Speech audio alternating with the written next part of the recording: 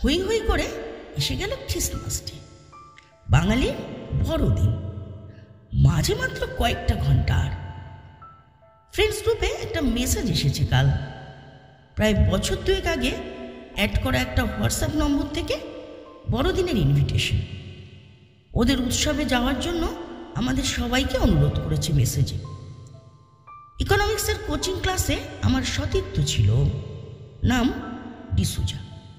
জন্মসূত্রে Anglo Indian হলেও কথাবার্তা বা আচরণে কোনো তফাৎ খুঁজে পাওয়া দুষ্কর। তবে ওর ইংলিশ অ্যাকসেন্টটা একদম অন্যরকম, অনেকটা ফরেনারদের মতো। পিতৃসূত্রে ডিসুজা সম্ভবত পর্তুগিজ বংশোদ্ভূত। ও আসতো মধ্য কলকাতার বউব্যারাক থেকে। দুবার বড়দিনের উৎসবে আমরা ওর বাড়িতে গেছি, চুটিয়ে উপভোগ করেছি ভারতীয় ঘরানায় প্রভু যিশুর জন্মদিনের উৎসব। তারপর কর্মসূত্রে এবং অন্যান্য নানা কারণে সবাই এদিক ওদিক ছড়িয়ে পড়েছি, যোগাযোগও বিচ্ছিন্ন হয়েছে একের সাথে অপরের। তবে এদিক সেদিক হাতটা শেষ পর্যন্ত অবশ্য সবাই একজোট হয়েছি আমৃত্যু জোট না ভাঙার প্রতিশ্রুতি নিয়ে। তাও নয় নয় করে অর্ধ দশকের বেশি সময় পার হয়ে গেল। এর মাঝে আমাদের ফ্রেন্ডস মিট হয়েছে বেশ কয়েকবার। যেহেতু ও কর্মসূত্রে সিলেটেই থাকতো এতদিন, তাই একবারের জন্য হলেও সশরীরেও যোগ দিতে পারেনি বন্ধুদের জটলায়। তবে ভিডিও কলে ওকে অ্যাড করে বেদম আড্ডা দিয়েছি। চলতি বছরের জুন মাস নাগাদ ও দিল্লিতে শিফট করেছে, বেশ কবছর বাদে। তাই বড়দিনে বাড়ি আসার সুযোগ পেয়েছি, আর অমনি দলবল ডেকে আমোদে মেতে ওঠার মতলব এঁটেছি। হলে কি হবে, ভীষণ মন খারাপ লাগছে আমার। অবেলায় স্নান করে জ্বরকে যেভাবে ডেকে এনেছি, সাথে আবার এক নাগারে হ্যাচ্ছ, তাতে করে আদৌ আমি যেতে পারবো বলে তো মনে হচ্ছে না এবারে।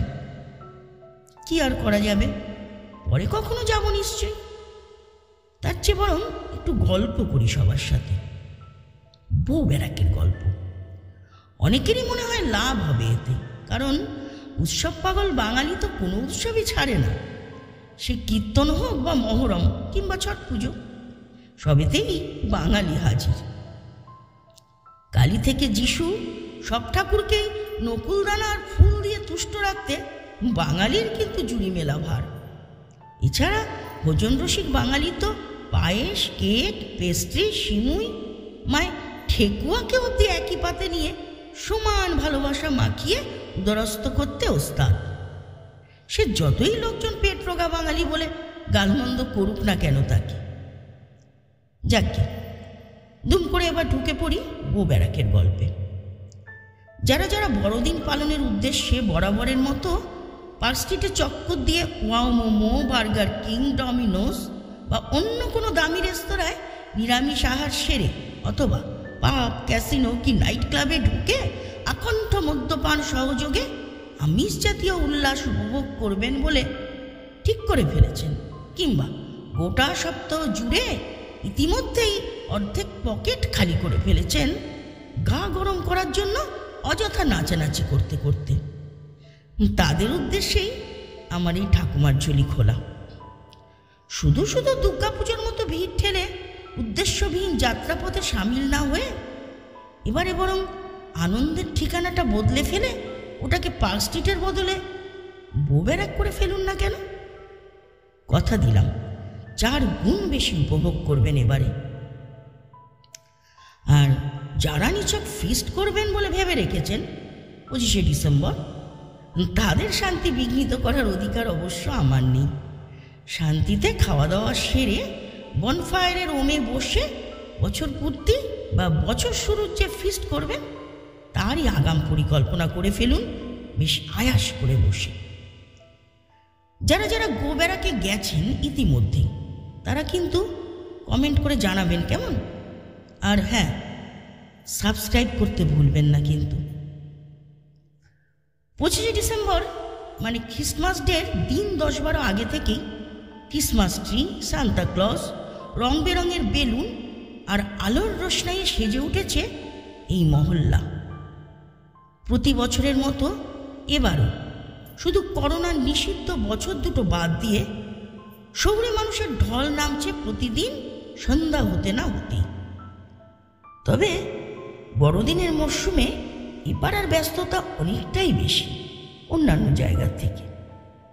বড়দিনের এই মরশুমে পার্ক স্ট্রিট, সেন্ট পলস আর ক্যাথিড্রালের মতো এই বউ ব্যারাকও হয়ে উঠেছে শহুরে বাসিন্দাদের অন্যতম ডেস্টিনেশন।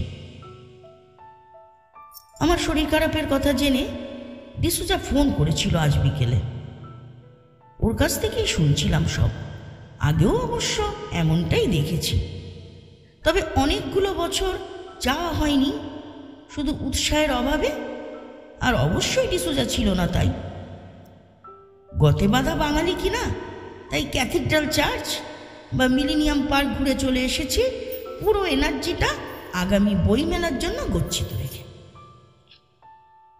যাই হোক, যেটা বলছিলাম, কলকাতার বুকে এ যেন এক অন্য কলকাতা। আয়তাকার এই চাতালটা আসলে ডিসুজা, ডিরোজিও, ক্রিস্টোফার, অগাস্টিনদের মহল্লা। এখানে 32টি পরিবারের বসবাস। ডিসুজা এখানে গ্র্যানি আর মায়ের সাথে থাকত। ইংরেজ আমল থেকেই ওর গ্র্যানি নাতালিয়ার বসবাস এখানে। প্রেম করে বিয়ে করেছিলেন এক পর্তুগিজ নাবিককে। তার হাত ধরেই এ তল্লাটে আসা আর থেকে যাওয়া। সেই নাবিকের আর খোঁজ মেলেনি। মেয়ের জন্মের কিছুদিন পর থেকেই তিনি নিরুদ্দেশ। অনেকে অবশ্য বলে, ফুলে ফুলে মধু খেয়ে বেড়ানো যাদের স্বভাব, বাচ্চা জন্মে গেলে সে কি আর থাকে একসাথে? সে নাকি দেশে ফিরে চলে গেছে, আসবে না আর কোনোদিন। শতাব্দীর সিংহভাগ জুড়ে তাদের বসবাস এখানে। ভাড়া টাড়া কিছু দিতে হয় না, এমনিই থাকে, আর এটাই এখানকার নিয়ম। বছর কয়েক আগে ডিসুজার গ্র্যানি মারা গেছেন। তবে মজার কথা কি জানেন? দেহে বিজাতীয় রক্তের আধিপত্য থাকলেও ভারতীয় নারীর প্রাচীনতম ঐতিহ্যে আগাগোড়া বেঁধে রেখেছেন এরা নিজেদেরকে। ডিসুজার মা এবং গ্র্যানি দুজনই। স্বামী বলতে এরা কেবল একজনকেই বুঝেছে চিরকাল, প্রথম স্বামীকে। প্রথম পরিণয়কেই সযত্নে বুকে করে লালন করেছেন তারা। ডিসুজাও পিতৃহীন হয়েছে সেই ছোটবেলাতেই। ওর বাবা অবশ্য সড়ক দুর্ঘটনাতে মারা গেছেন। সেই নাবিক স্বামীর ফেরার অপেক্ষাতে শেষ দিন অবধি পথ চেয়েছিলেন নাতালিয়া। সুখের মুখ আর দেখা হয়নি তার। ওর মেয়ে মানে ডিসুজার মা ক্রিস্টিনাও ফিরিয়ে দিয়েছেন একের পর এক বিয়ের প্রস্তাব। ছেলেকে মানুষ করার ব্রতে সমর্পণ করেছেন নিজেকে। ঠাট্টা করে জিভ কেটে বলেছেন তার সন্তানকে তিনি দুবার করে পাপাকে চেনাতে পারবেন না। 25শে ডিসেম্বর এগিয়ে আসছে যত, বউবেরাকের ব্যস্ততাও তুঙ্গে উঠছে তত বড়দিনের জন্য। বোধ করি কথা বলারও ফুরসত নেই কারো। বড়দিনের আগেই আলোর রোশনাই, সান্তা ক্লজ, ক্রিসমাস ট্রি, রং বেরঙের বেলুন, রকমারি কেক, রঙিন পানীয় প্রভৃতি দিয়ে ক্রিসমাসের সাজে সেজে উঠেছে পুরো মহল্লা। বড়দিনে কিন্তু অনেকেরই প্রধান ডেস্টিনেশন এই বউবেরাক। বিদেশে বা প্রবাসে থাকেন যারা, তারাও চলে আসেন এখানে এই মরশুমে। এই সময়টায় তাই আনন্দে ঝলমল করে ওঠে সারা বছর ঝিমিয়ে থাকা বউবেরাক। এর বাদিকেই আছে আরও 1 শতাব্দী প্রাচীন পার্সি ধর্মশালা। দুর্দান্ত স্বাদের সব মেনু সেখানে। তবে খাবারের জন্য 2 দিন আগে থেকে অর্ডার করলে তবে খাবার পাওয়া যায়। আর ভোজন রসিক বাঙালি তো সাগ্রহে অপেক্ষা করে ওই অমৃতের স্বাদ আস্বাদনের জন্য। ঘাড় অব্দি ছাঁটা কাঁচা পাকা চুল, পরনে ফুল ছাপা গাউন, কেক আর ওয়াইন তৈরি করে তারপর সেগুলো বিক্রি করতে বেজায় ব্যস্ত এখন ডিসুজার মা। এটাই তার রুজি রোজগারের একমাত্র পথ। এই ব্যবসা তার স্বাবলম্বিতার চাবিকাঠি, তার ভালোবাসা। কারণ এভাবেই সংসার প্রতিপালন করে ছেলেকে বড় করে তুলেছেন তিনি। অসময়ের সাথীকে তিনি ছাড়তে রাজি নন কোনো মতেই। তাই ছেলে বারণ করলেও এখন আর শোনেন না তিনি। এমনকি ছেলের সাথে প্রবাসে যেতেও নারাজ, কারণ জন্মাবধি এ ঘর তার ভালোবাসার ঘর। অনেক অনেক ঝড়ঝাপটা আর প্রবল বিপদের দিনেও তাকে আশ্রয় দিয়েছে, সামলে রেখেছে চিরপরিচিত এই 4 দেওয়ালের স্বর্গ। হ্যাঁ, নতুন প্রজন্ম অস্বীকার করে দূরে চলে গেলেও তার কাছে কিন্তু স্বর্গই মনে হয় এই মহল্লাকে। এই চাতালেই দুস্থ শিশুদের খাবার দেওয়ার ব্যবস্থা হয়েছে এই কটা দিন ধরে। মিডিয়া, ঘুরতে আসা পর্যটকদের পাশাপাশি তাই জমে উঠেছে আশেপাশের পাড়ার কচিকাচাদেরও ভিড় সমান তালে। যদিও এটা বলা হয় যে বোবেরাক প্রথম বিশ্বযুদ্ধের সৈন্যদের জন্য থাকার মেস ছিল একটা সময়, তবে এই কাহিনীর কোনো লিখিত প্রমাণ নেই। সৈন্যগণ যখন ভারত ছেড়েছিলেন তখন তারা এই আবাসনগুলোকে ভারতীয়দের হাতে ছেড়ে দিয়ে গিয়েছিলেন, যারা এটিকে ভাড়া নিয়েছিলেন প্রথমে। 2022-এর হিসাব অনুযায়ী 132 জন পরিবার এখনো বোবেরাকে বাস করে। বড়দিন উদযাপনের জন্য এটি খ্যাতি লাভ করেছে ধীরে ধীরে, তবে সেই জৌলুস আর তেমন করে আছে কই। মুকুটহীন বোবেরাক পড়ে আছে, যেন খাঁচাটা পড়ে আছে, আর ভবিষ্যৎ প্রজন্ম চলে যাচ্ছে একে একে বিদেশে। বাড়িগুলো এখনো রয়েছে বটে, তবে রক্ষণাবেক্ষণের কোনো বালাই নেই, ভাড়ার প্রশ্নও নেই। তাই আর সরকারি তরফে বাড়িগুলো ভেঙে ফেলে পুনর্বাসনের প্রস্তাব এসেছিল, কিন্তু তাতে রাজি হননি এই এলাকার বাসিন্দারা। পায়রার খোপের মতো ছোট ছোট ফ্ল্যাটগুলোতে গা ঘেঁষাঘেঁষি করে রয়ে গিয়েছে 130 থেকে 132টা পরিবার। আর তাদের মধ্যে দিয়েই এই কলকাতার মধ্যে বেঁচে রয়েছে আরও একটা কলকাতা, ব্রিটিশ আমলের সেই কলকাতা। ও, ঠিকানাটা তো বলা হয়নি এখনো, যদিও অনেকেই জানেন। যারা ঠিকঠাক জানেন না তাদের জন্য বরং আরেকবার বলি। বোবেরাক মধ্য কলকাতায় অবস্থিত। মূল ঠিকানা হলো বউবাজার। বউবাজার থানার পিছনে সেন্ট্রাল এভিনিউ বা চিত্তরঞ্জন এভিনিউ থেকে একটু দূরেই হচ্ছে বোবেরাক। জায়গাটা হেয়ার স্ট্রিট এবং বউবাজার থানার মধ্যে একটা সরু গলিতে। সরু গলিটা পুরনো 3 তলা ভবনের 6টি ব্লক দ্বারা ঘেরা। কিছুটা এলোমেলো দেখায় তাদের লাল ইটের রং, জানলার সবুজ ফ্রেম, গ্রে কালারের পর্দা। হালকা বাতাসে নড়ে ওঠে যখন, ইতিহাস যেন কথা বলে ওঠে তখন তার নড়াচড়ার সাথে সাথে।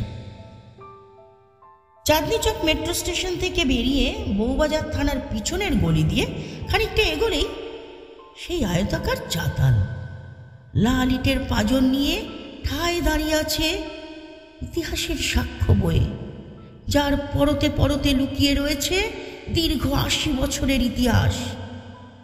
শোনা যায় প্রথম বিশ্বযুদ্ধের আমলে আমেরিকান সৈন্যদের জন্যই এই ব্যারাকের পত্তন হয়েছিল। যুদ্ধের পর খালি ব্যারাকের পুরোটাই দখল করে নেন বর্তমান কলকাতার এই প্রাচীনতম জনগোষ্ঠী। তবে বড়দিনের উৎসব যেমন রয়েছে, অভিমানও কম জমেনি এদিকে। এত আলোর মাঝেও জমাট বাঁধা একরাশ অভিমান।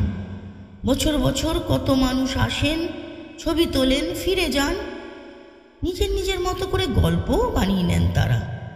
তবে অ্যাংলো ইন্ডিয়ান তকমাটা কিন্তু একইভাবে রয়ে গেছে আজও। আজও তারা ভারতবাসী হতে পারেননি। কলকাতাবাসীও হওয়া গিয়েছে কি না। তবে কেন রাগ হবে না ওদের? হবেই তো। মুখে কিছু না বললেও চোখগুলো যেন তেমনই কথা বলে। তাই এ পাড়ায় আসা অতিথিদের যেন সন্তর্পণে এড়িয়ে যান ওরা। সময় নেই এই অজুহাতে মিষ্টি হেসে ফিরিয়ে দেন। বারবার একই কথা কার ভালো লাগে বলতে? শূন্য একটা ঘোলাটে দৃষ্টি নিয়ে ওপরের বারান্দায় বসে থাকতেন ডিসুজার গ্র্যানি। ভিডিও কলে আজ দেখলাম সেখানটা ফাঁকা। বুকের ভিতরে একটা দম চাপা ব্যথা অনুভব করলাম। বউ ব্যারাকের লাল ইটের গা বেয়ে সন্ধে নামতে দেখলাম। নিয়ম মেনে 25শে ডিসেম্বর প্রতি বছরই আসে। উৎসবের মরশুম শেষ হলে ডিসুজা ফিরে যাবে ওর কাজের জায়গায় আবার। যদিও বিয়ে করেনি, তাই ফিরে আসবে হয়তো কোনোদিন। বাইরে শিকড় গাঁথার সম্ভাবনা কম, কিন্তু ওরই মতো ঘর ছেড়ে প্রবাসে অথবা বিদেশে ফিরে যান এ পাড়ার আরও অনেকেই প্রতিবার। বানানো কেক আর হোমমেড ওয়াইনের পসরা শেষ করে ফের অন্তর্ধান পর্ব শুরু হয় বউ ব্যারাক থেকে। এই মহল্লা আরও একটু বৃদ্ধ হয় সময়ের সাথে সাথে। তবু বিগত প্রায় 100 বছরের ক্ষয়িষ্ণু ইতিহাস বুকে নিয়ে আজও অমলিন এই বউ ব্যারাকের বড়দিন। ক্রিসমাস ইন বউ ব্যারাকস। শুনলেন ক্রিসমাস ইন বউ ব্যারাকস। কণ্ঠে ও কলমে ভ্রমর বলছি।